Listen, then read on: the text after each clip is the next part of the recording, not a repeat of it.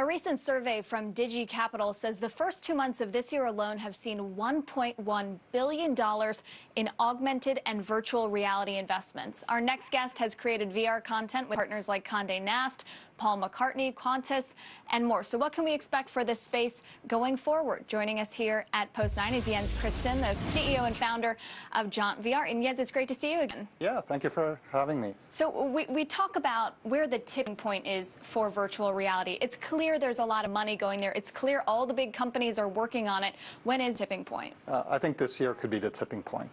2016 is going to be huge for VR. Oculus, owned by Facebook, is going to be releasing their headset later this month. It's going to be followed by HTC Vive. Sony is releasing PlayStation VR. Google has started a VR division. So this is the year that the mainstream consumer is going to become aware of VR. There seems to be a chicken and egg issue, though, with virtual reality, because consumers want to know that everything they want is on the device before they go out and spend hundreds of dollars to buy it. But the device companies need the consumers to go out there and buy it before they have the investments to get the content. Reconcile that.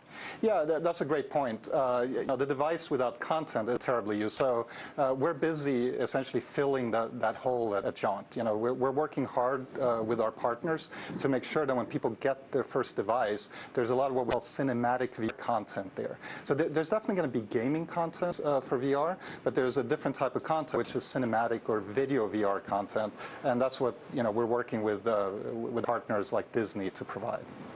So what do you think is going to be main driving type of content, the killer app, if you will, for VR? And is it going to be easy enough for the mainstream to actually get that content loaded for their headset? I mean, it's kind of a complicated process to kind of boot up the PC, launch the program, how to get the headset working, or even if you're on PlayStation, a game, how do you play video in an immersive environment? What's the content going to be, and how long before it's actually easy to get?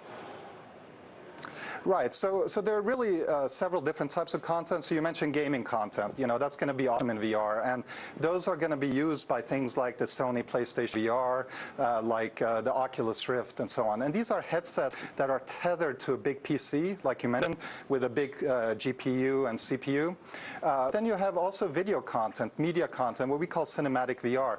Now, that content also plays on mobile. So that literally plays on your smartphone with something like a Google Cardboard headset that either be actually literally made of cardboard, but also they have nice plastic versions, and Samsung has something called the Gear VR that also uses a smartphone. So the fact that cinematic VR plays on smartphones is very powerful because there are 2 billion of them out there, and today people download apps today and enjoy that type of content. Hey, a lot of discussion about what it means for marketers. If you're a car company, it's easy to imagine how you would market a car through VR. But if you're Kleenex, we're not used to seeing ads like that are immersive that sell goods like that. Talk about some challenges they'll face.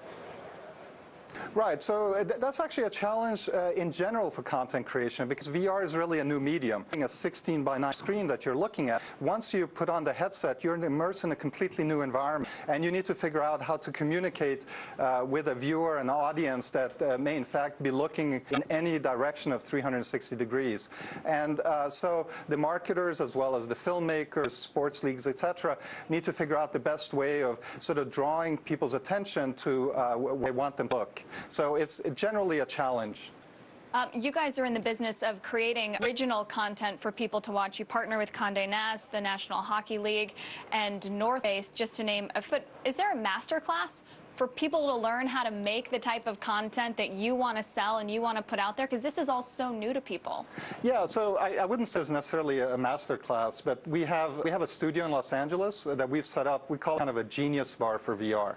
And the idea is, if you're a content creator and you want to learn how to do VR, you come to us and we'll show you how to use the camera. We'll show you how to do, use editing tools and do compositing in VR. It is a new medium because you're dealing with a full 360-degree sphere. And it's funny, when people first start creating content, they sort of do what they're used to. They'll have some action going on in front of where they think the viewer is looking, but completely ignoring the full 360. And one of the things we try to explain to them is you have all the space to play with. Make sure there's something going on the side and even behind the viewer. Well, the next time we talk to you, we're going to make this an immersive experience and actually get our hands on the technology that you guys are creating. But Jens, it's always great to talk to you. Yeah, thank you very much for having me. Jens Christensen from John VR. Carl? That challenge is going to be shown on television. Take a look at the markets. Dow's up 2.8. S&P 2017 highest close for the year. We'll see if it holds. Back in just a moment.